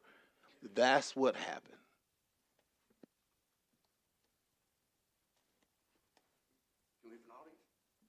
Did you need something, sir? Can I say something real quick? What's it in reference to? No, I'm just saying, because we, yeah, look, here's the thing, real quick. Okay, All right, I'll allow it. Don't yeah, suspend the thank you, rules. sir, thank you. Come clear everything up for everybody, even to the audience too. Everybody going back and forth about the money, about this and that. Every time we have meetings, some people show up, some people don't show up. Everything that's been done, you guys getting stressed out for no reason at all. What I mean about that, a report is a report. You know what you done, all right? Everybody know what's been done. I remember, like say, last year, we talked about the same thing about the RSO. It was going back and forth with the town and all that type of stuff. We had to make an adjustment to fix everything. All right, stop. To me personally, I'm a taxpayer. I'm the one who came up here and say hire more police officers. I'm the one who came up here and say raise my taxes. I'm that guy, all right? So when things going bad or we think going bad, we always change things around. Meaning that last year, everybody complained about, oh, the RSO is not in school no more. The county's not doing that. What are we going to do about it? Then y'all fix the problem, then people still complaining about it, all right? I'm the same person last year say, you need to pay these people out here. Because if you don't pay them, they going to leave, okay? So we got to have grace overall. Forget about what their budget's saying. Forget about what the report's saying. As long as you know you're doing your job, people going to talk about you no matter what. So you need to keep your pressure down and just laugh sometime, all right? You're doing your job. Pay your people. Don't say you don't pay people. Pay your people. Pay them more money. So if somebody get mad about it, oh, well, they move out of Hope Mills. You know what I mean? You want the people to move out of Hope Mills or you want your people to quit? We got to stop the nonsense. Just do your job. That's it. As long as you're doing your job, I don't care what reports say. Report gonna say different things. Some people gonna say you're doing good, some people gonna say you're doing bad. As long as you know what you're doing, don't worry about what everybody's saying. I mean, we got to come together as one community to set the example for the rest of the world. One community. That's what you got to do. Stop going back bigger and fighting each other over stuff. It's petty. When you leave this earth, what's going to happen? People still going to talk about you. So why are you worrying about people talking about you now? Just do your doggone job and be happy. And that's it. Take care of your people. Man, you keep doing what you're doing. And don't be getting pressured. Why are you getting upset about stuff? Don't worry about this. That's just a report. Don't worry about it. If you're doing what you're supposed to be doing, do what you got to do. You guys are in a tight spot, man. These taxes are going up everywhere. It ain't just Hope Mills taxes going up. The price is going up for everybody. Everybody in the audience, I understand. People pitching money and stuff. But we still got to know who to blame. It's not the people in the office. It's not the Hope Mills Foundation, whatever. It's in the whole entire world. Everybody's having these problems. Every city's having these problems. But you still got to use common sense, what I'm trying to say. Common sense, pay the people. People been behind them. They ain't been paid enough yet. The police officers ain't been paid enough. It's crime steady going up, but we want to lower police salary. That's crazy. As crime's going up, I told you before, hire more police officers. I don't care how much money you got to spend. Hire more police officers. Hire more staff people. Pay them what they deserve. It's just that simple. Okay, thank you, sir. Could you please state your name before you? Reaver Harwell. If you want to see me in emails, my name is Reaver Harwell. Okay, just want to make sure Ashley, the clerk, got it. I mean, she would definitely needs that for the minutes. Okay. Any other comments? Everybody good? Mayor, Commissioner Marley? as a member of previous boards and a member of this board, I would like to say that I stand behind the mayor's comments. Everything he said was true. We did, the previous board did have to make a lot of hard decisions. We had a lot of discussion, like the mayor said, and we used our best judgment, as the gentleman just said. We did what we had to do to make the town work and make everybody safe. I will say this too, that I stand behind our town manager. He does an excellent job. Everything that he does, he is well within his means of doing what he's done. He's done nothing illegal, nothing wrong. Our attorney will attest to that. So I just want to say, Mayor, I thank you for your comments. Chancellor, I thank you for your comments. And I just want everybody to know that I stand behind each one of those. Thank you, Commissioner Marley. You're the longest-serving commissioner now that former Commissioner Jerry Legg has stepped off, and I appreciate you saying that. We had a difficult. We were in a rock and a hard place. We were. We truly were, but we learned from it. Okay, item D, Homelessness Advisory Committee meeting location, no attachments. Who's got this? The liaison? I do, Mayor. Okay. I guess this is kind of on hold right now. I've explained the situation. I still asked to speak to the town manager, reference questions that I had asked that have never been answered. That's one of the things I want to talk to him about. And then we'll decide what happens with that, if that's, if he'll agree to that meeting. If you could email me the questions so I can be prepared, and I'll make myself available whenever you are available as well. All right, I will. Thank you. Okay, I just wanted to add something here, that the full board approves locations of where all the committees and commissions meet. Full board. Now, committees and commissions make recommendations, and they should. And they should vote on them as members. And then those recommendations of whatever's discussed in the committees and commissions are then given to the liaison, and then they're forwarded to the board for action. That's how it works. I know because I've served on a number of town committees prior to being elected as commissioner. One of the best ones I ever served on was the Lake Advisory Committee, where we saved this town millions of dollars because of the work that a group of volunteers did for about 2 years. That's the way it goes. Committee chairs have no authority at all in final decisions. This board does. This board does. Now, on May 18th, the committee chairs will all be here at the podium. They're coming in to update the board on the committee activities. I value every one of our committees, and I know this board does too, because it's thankless. It's volunteerism. And we're talking about meeting locations. If the rec center is full, the EOC is full, and there's an opportunity to partner with another nonprofit organization that we're not paying for, and they're willing to open up the door and allow one of our committees to come in, what is wrong with that? That's why the VFW purchased the building, was to continue community partnerships. So I know my wife will tell me blood pressure getting up there, come bring down, so. All right, I'm done with D. Number 7, old business, none. Let's go to 8, new business. Item A, consideration approval of safety manual, human resources, tab 5. I will thank our human resource director, Leanne Carlucci, has the mic. I believe you guys all have the attachment. I hope you had a chance to review through it. Essentially, the town does not have a current version of a safety policy, and so this is something that we've been working on for the last several months, and so we're bringing it to your presence to approve it. Okay. I'm open to any questions. Any questions from the board? Mayor, I make a motion that we approve the town safety policy manual. I second. We have a motion, we have a second. All in favor? Seeing none opposed, thank you very much for all the work. Thank you. Your policy is approved.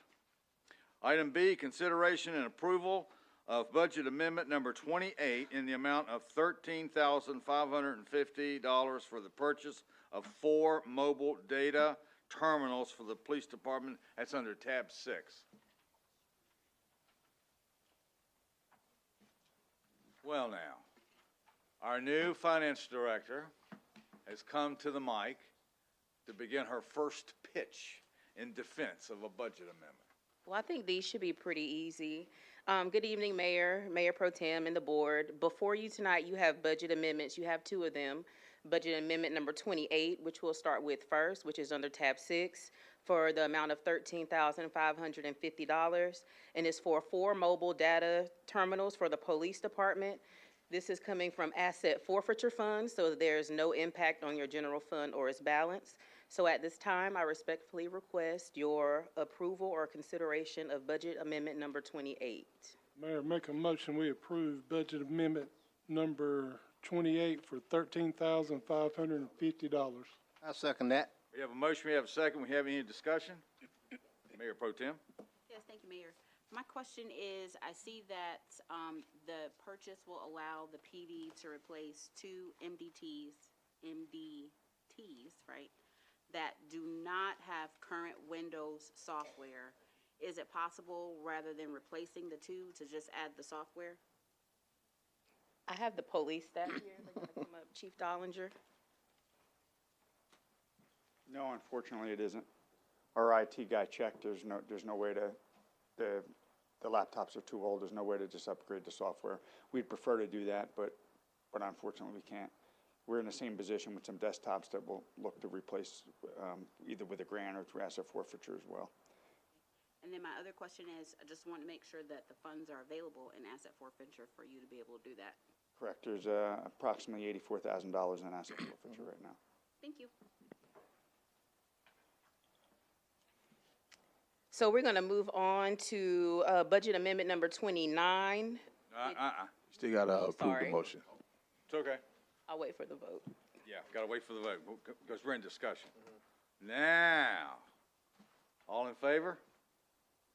Seeing none opposed, motion is approved. Now you can go on to item C. I have to read it into the record. It's okay, it's okay. Thank you. It'll grow on you. Yeah. Item C, consideration and approval of budget amendment number 29 in the amount of $430,000 for the walking trail report construction funding, and that's under tab 7. Yes, it's under tab 7, and this will also not have any impact on your general fund budget. It's coming from your stormwater fund. And if you have any questions, I think we have someone here from stormwater tonight, if you have any questions about that budget revision as well. Mayor, I have questions. Okay. Okay. Hold on. Do I have a motion to approve this? Motion to approve. Do I have a second? Second. Okay, now in discussion. Okay. Now we're in discussion. Commissioner Hamilton. Hi, I had sent an email asking about that. Let me get to the tab here. It's kind of. The last one. I know where it's at. Thank you, Mr. Commissioner Mitchell. And my question was, it's kind of confusing to me. It says McAdams is working to complete the construction and bid documents for the repair of the walking trail. The advertisement is expected to be open on 5/14/26. We, of course, they identified a stormwater repair failure, and they want us to approve the budget amendment in the amount of $430 for something that's going to be bid on. If it's going to be bid on and they have 3 bids, I think that's what's required, then we don't know that it's going to be $430,000. So why are we approving something that's going to be bid on and we don't know the amount? We're just requesting that the board approves moving those funds from the stormwater, the reserve fund, and making that preparation so that whenever we do get the bids, we have the money available. But we don't in the know how much stormwater it's fund going already. to. Correct, We we do don't not. know how much it's going to be, so I'm not comfortable with taking that money out if we don't know. It's based off the engineer's estimate. I have an actual response that I just received from Stormwater Director Beth Brown. She said the request is being made based off of engineers' estimated costs for the project. Unspent funds remain in the Stormwater Fund. That being said, we're requesting the budget amendment for funding so that the board will only need to approve the proposed receipt based on the results of the bid process so that we may get the project started as quickly as possible.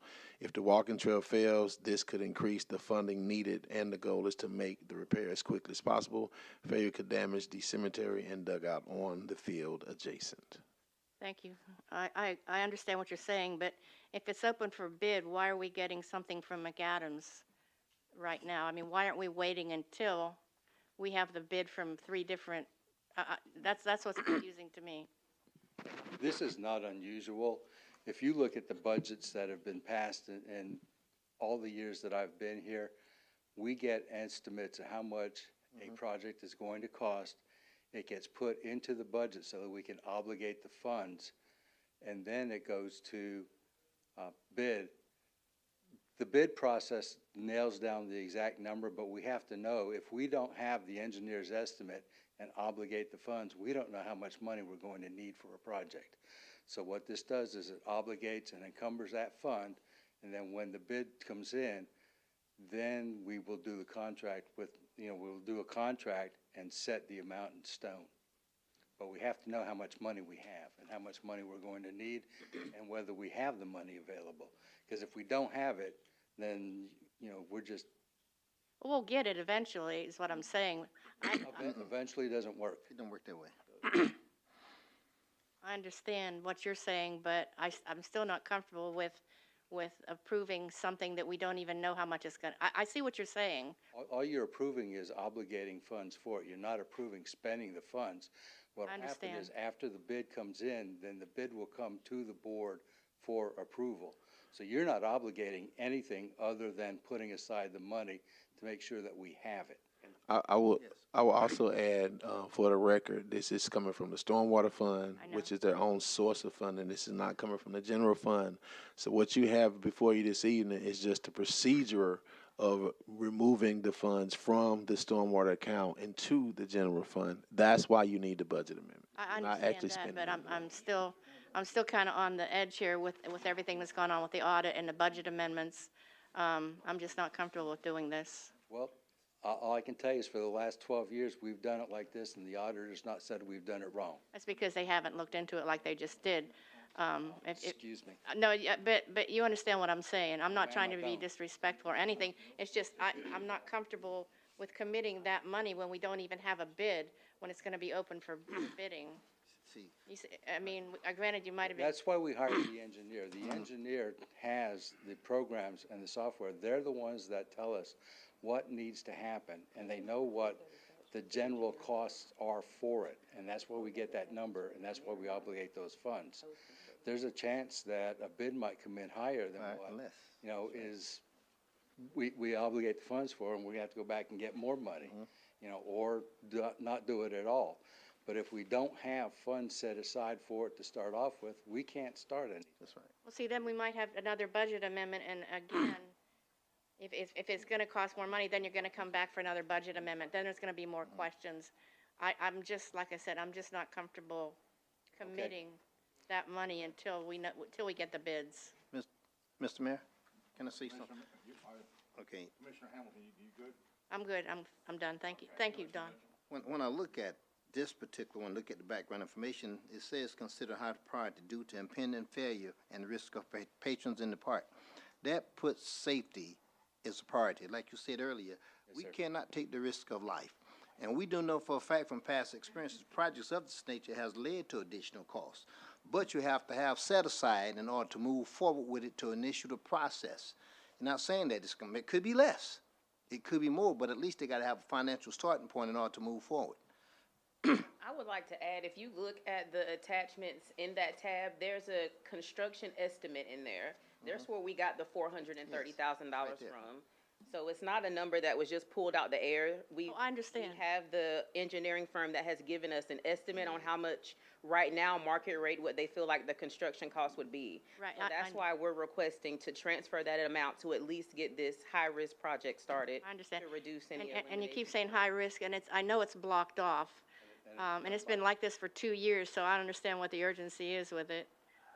I mean, the longer it goes, the worse it's gonna get, I know, and more damage is gonna be caused out there. I understand all of that. Don't just say they're gonna go out there and put a forklift out there and a backhoe and start digging dirt. This project is already probably about 90% designed, so we know what we need. There are standards, there are construction standards for what something is going to cost, but it is still an estimate because until somebody actually comes in and makes a bid, a lot of times it has to do with manpower, equipment that somebody has to rent versus what they actually own. Right. How they can get the materials and stuff like that. That's why you get such a variance in the bid. But if you don't have a baseline, you don't know, you have no idea if you can even start a project. And I understand all of that, and I understand safety is a priority in this town. And that's why it's blocked off, so people shouldn't be going out there anyway. They've got the greenway to walk on if they want to. But I just don't feel comfortable about doing a budget amendment now, doing another budget amendment later if it comes in at a higher bid. That's not something that I really want to see happen. Well, at this time, I respectfully ask for the board's consideration of approval of budget amendment number 29. Brittany, we're not there yet. Mayor Pro Tem. Thank you, Mayor. So my first question is, are the funds available?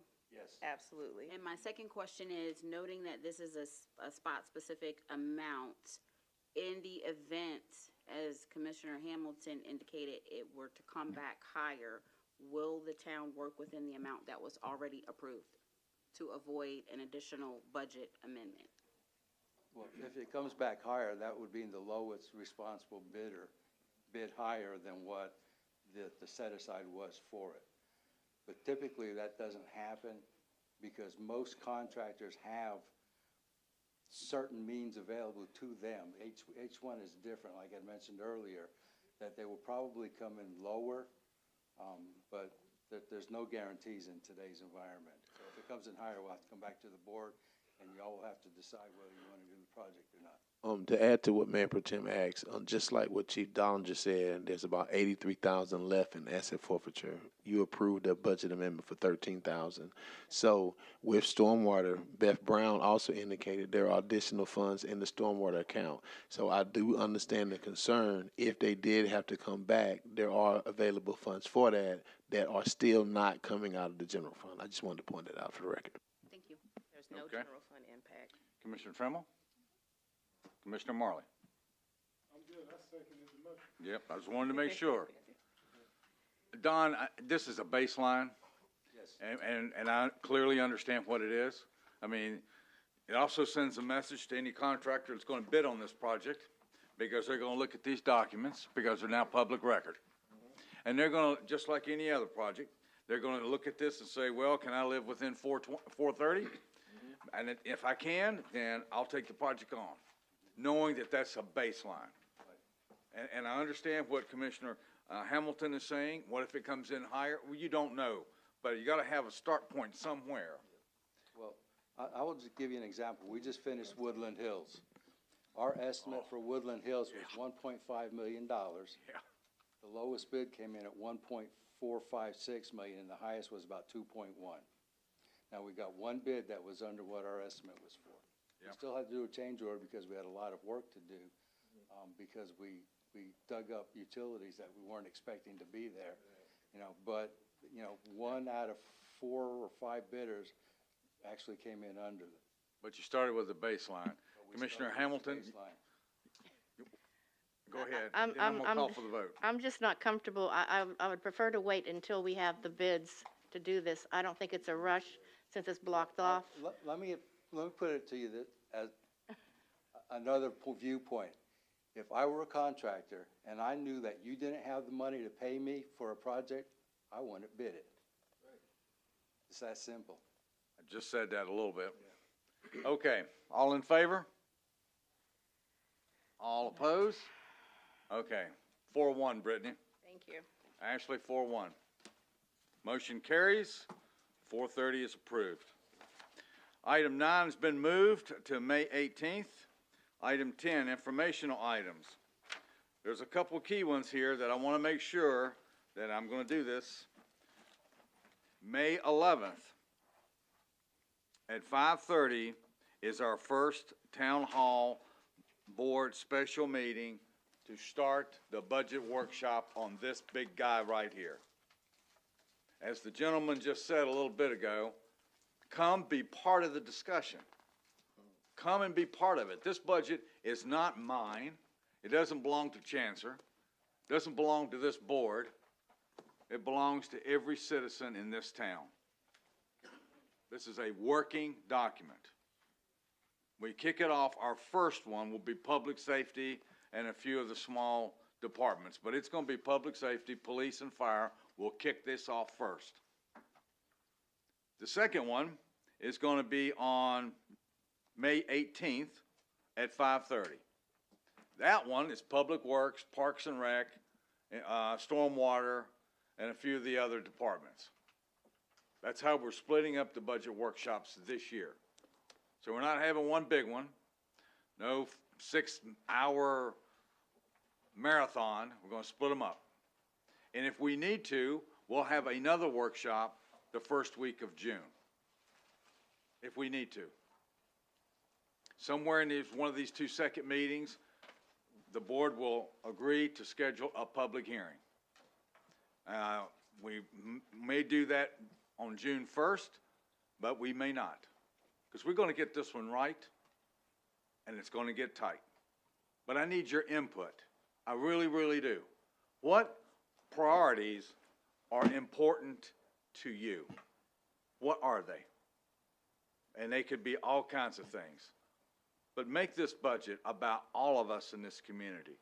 Do that. I'm asking to do that. All right, so with that said, staff comments? I don't see any hands. Looking twice. None. Do I have an adjournment? Motion to adjourn. I got to adjourn this to get that to that. Motion to adjourn. Second. We have a motion. We have a second. Our regular board meeting is now adjourned.